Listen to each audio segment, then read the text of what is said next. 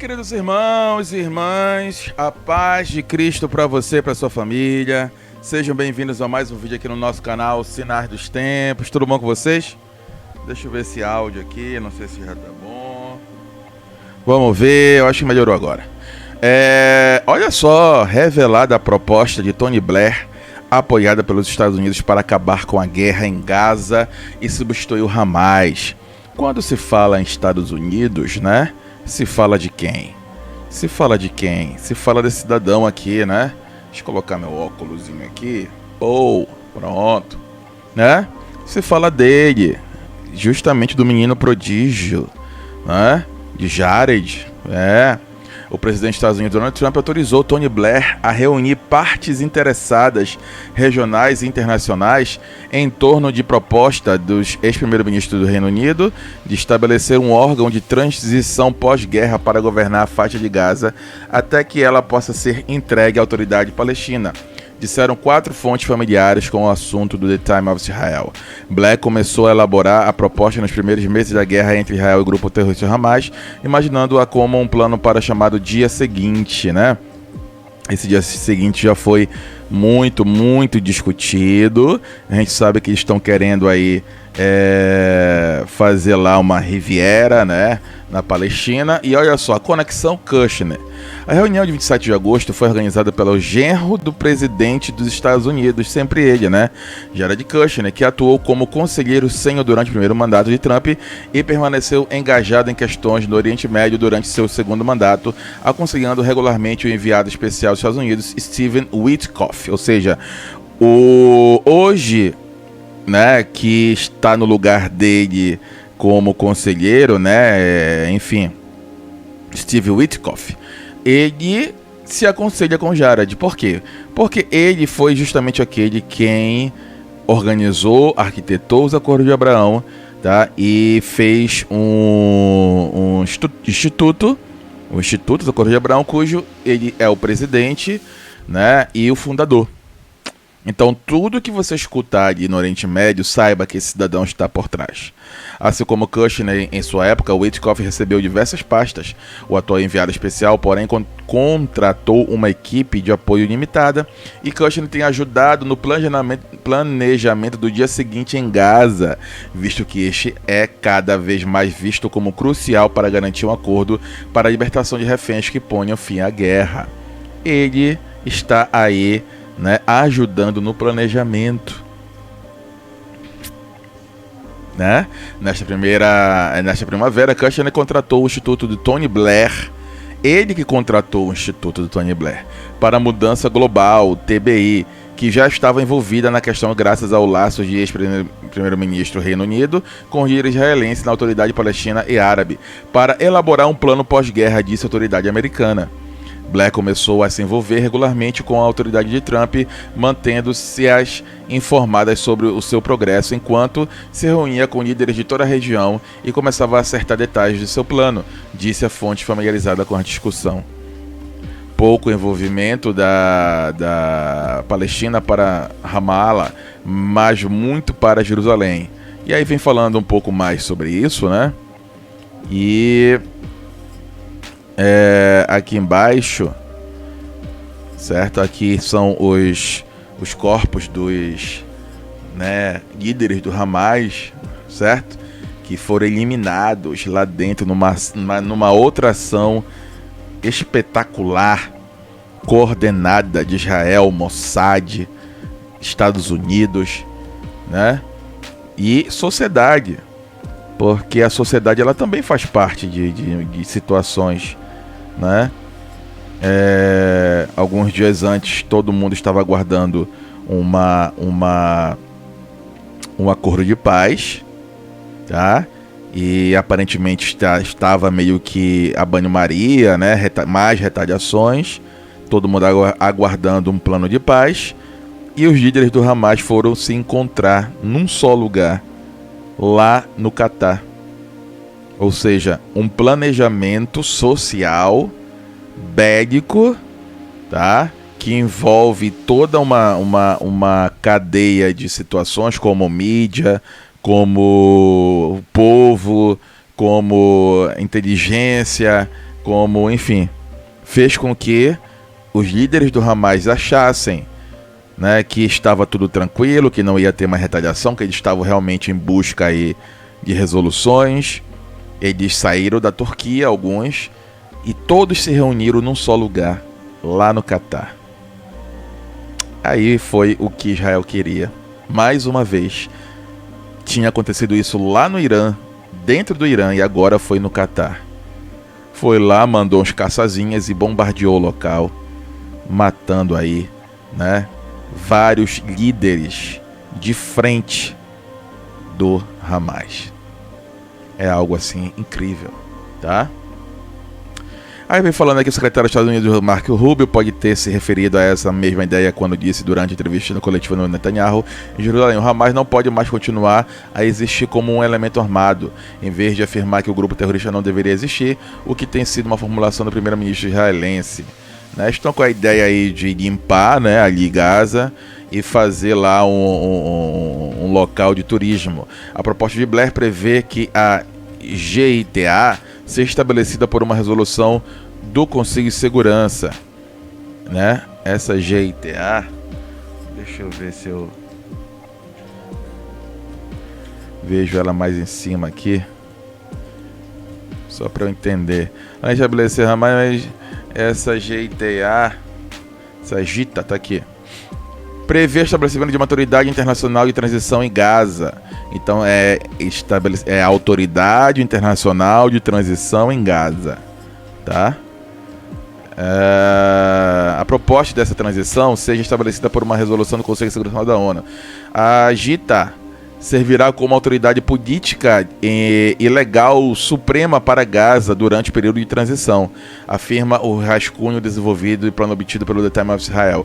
A GITA terá um conselho composto por 7 a 10 membros, que incluirá pelo menos um representante palestino qualificado, potencialmente do setor empresarial e de segurança, um alto funcionário da ONU, figuras internacionais importantes como a experiência executiva e financeira e uma forte representação de membros muçulmanos, para impulsionar a legitimidade regional e a credibilidade cultural, né? O Conselho será responsável por emitir decisões vinculativas, aprovar legislação e nomeação e fornecer orientação estratégica, ao mesmo tempo que reporta o Conselho de Segurança da ONU. O presidente do Conselho de GITA terá uma equipe de apoio de 25 pessoas que atuarão no secretariado estratégico. Ele estava dizendo aqui como é que eles estão tentando aí reorganizar, refazer ali Gaza sem o Hamas, né? Sem o Hamas, tá? E é isso. Mas, contudo, todavia, entretanto, você sabe que o cidadão lá, né? O cidadão que nunca teve um cargo de fato no governo americano, ele tem sim muita influência no mundo árabe, tendo portas abertas de vários principados, tanto que ele foi ao Marrocos, foi em vários lugares aí para poder organizar justamente os acordos de Abraão e tudo que envolve ali, né, árabes e judeus, acordos de Abraão. Esse cidadão está no meio e estará junto aí na reconstrução de Gaza, né? E pediu, ele é do lado imobiliário, né? E pediu aí pro Tony Blair para que ele pudesse fazer as situações mais burocráticas, né? Mas ali enfim, as situações aí de negociação em relação a como vai ficar ordenado, como é que vai ficar a situação de lideranças e tal, algo mais burocrático, tá? Então ele está funcionando como realmente um líder na reconstrução e como um presidente, né, que vai escolhendo por setores pessoas responsáveis para poder tratar de certas situações. E ele está agindo aí como um líder nesta reconstrução de Gaza, é o que aparentemente estamos vendo, né? O Trump deixou na mão dele isso aí, né? E ele tem já projetos mobiliários para o local, né? Isso faz com que ele se torne o anticristo, que se torne, né? Eu sempre tenho muita cautela em falar disso. A gente já está acompanhando isso, no mínimo, no mínimo há uns 6 anos aí, estamos em 25, né? Desde 18 para 19, a gente está acompanhando. Nunca afirmamos que ele era e que não era. A gente sempre tenta verificar os seus passos, os passos não só dele, mas de outros, que cumpram algumas profecias não só cristãs, mas judaicas. Eu sempre falo que a gente tem que ver essa situação também com os olhos judeus, porque as situações, as profecias, tanto nossa quanto a deles, vão andando muito próximas. Só que chega no momento, um vai para um lado e o outro vai para o outro. Um vai ter uma certa felicidade, satisfação, e o outro perseguição. Mas, enquanto isso não acontece, eles vão caminhando ali situações juntas, como, por exemplo, aguardando uma liderança mundial que comande o mundo todo, ali de Jerusalém. Então, para os dois, tanto para nós quanto para eles, é algo aí que estamos aguardando. Só que para eles é o Machia. Só que para nós é o anti-Machia. Porque o Machia verdadeiro já veio. Tá? Então, são essas situações que, se a gente for fazer um paralelo das profecias, a gente consegue ver semelhanças. A gente consegue ver aí uma situação muito próxima, né? Só que, por um lado, como eu falei para vocês, eles estão aguardando uma situação de regozijo. Para nós é uma outra situação. Ele cumpre muitas coisas, né? Os judeus estão aguardando alguém que seja que eleve Israel a um status grandioso politicamente, culturalmente, bedicamente. Isso está acontecendo, né? E que também seja um mestre da Torá. Isso que está aí meio que distante. Por isso que a gente não pode chegar e dizer, olha, já é. Porque existe também o olhar judeu em relação a isso. Tá? Pode em algum momento alguém aparecer e dizer, olha, ele no escurinho do cinema, ele fazia ali, ele era o mestre, ele orientava os rabinos, todo mundo queria ouvir ele ensinava. Pode surgir alguém dizendo que ele fazia isso, tá? Ih, gatou aqui minha câmera. Ai, meu Deus. Essa minha câmera sempre me dando esses bolos, né? Pode ser, estava sentindo que estava dando problema na câmera. Mas não tem nada, não. O que importa é a mensagem. Tá? Voltei agora no final do vídeo. Já fui de novo. Eu vou tirar. Pronto. Tá? Então, pode ser que realmente possa acontecer isso. Surgir aí, né, alguém dizer essas coisas. Mas, enquanto isso não acontece, eu não posso chegar e confirmar isso e acabou. Tá? Temos que ter muita cautela em relação a isso. Tá? Mas muitas situações estão acontecendo de Israel. Ainda acredito que Israel é um relógio apocalíptico e que a gente deve estar sempre de olho lá, mas muito mais que isso, nós devemos estar buscando o nosso arrependimento diário, tá? Nossa conversão diária, nunca deixando de lado essa busca de aproximação das coisas de Deus, do alto, mesmo com todas as dificuldades, mesmo com todos os problemas, as situações que a gente vive internamente, né, aqui no nosso país e externamente também. Estamos vendo muitas situações se cumprirem aí, mas o fato é que necessita, para que possamos dizer que já estamos em tribulação, grande tribulação, algumas coisas acontecerem, como por exemplo a apostasia e como por exemplo o surgimento do anticristo. Enquanto isso não acontecer, eu não posso dizer que já estamos na tribulação e grande tribulação. Precisa da marca da besta, precisa de N situações para que nós possamos confirmar que já estamos vivenciando algo bíblico, né? Qualquer pessoa que você escuta dizendo isso está iludindo, está querendo coisas para si, seja like, seja fama, seja dinheiro, seja lá o que for, tá? Então, se nós cremos, tá, no Evangelho, cremos nessa linha de pensamento aí cristã, de que as coisas ainda vão acontecer, outros acreditam que já aconteceram, tá? Se a gente acredita que as coisas ainda vão acontecer, nós precisamos ter essa noção de que necessitam algumas situações realmente acontecer para que nós possamos dizer que já estamos vivenciando tribulação e grande tribulação, tá?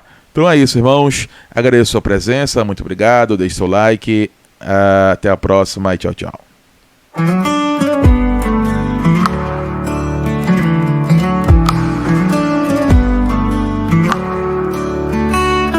Às vezes me pergunto o que seria de mim sem ti, onde eu iria buscar conforto e restauração interior. Quem me conhecerá profundamente como tu? Só em ti, Senhor, coloco minha confiança. Só em ti vejo amanhã. Só em ti, Senhor, coloco minha esperança. És minha luz, minha segurança.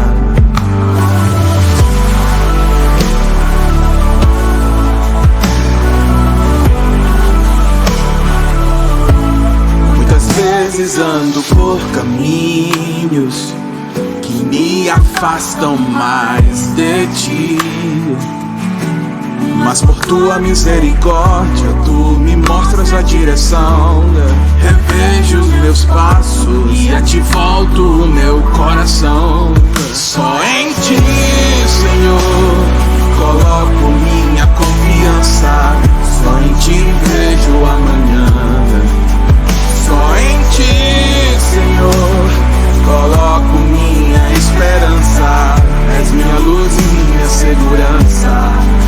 Muitos medos eu tenho do futuro, muitas dúvidas assolam meu coração. Mas se creio que és o caminho, confio a minha vida em tuas mãos. Só em ti, Senhor, coloco minha confiança. Só em ti vejo amanhã. Só em ti, Senhor, coloco minha esperança. És minha luz, minha segurança. Muitos medos eu tenho do futuro, muitas dúvidas assolam meu coração. Mas se creio que és o caminho, confio a minha vida em tuas mãos.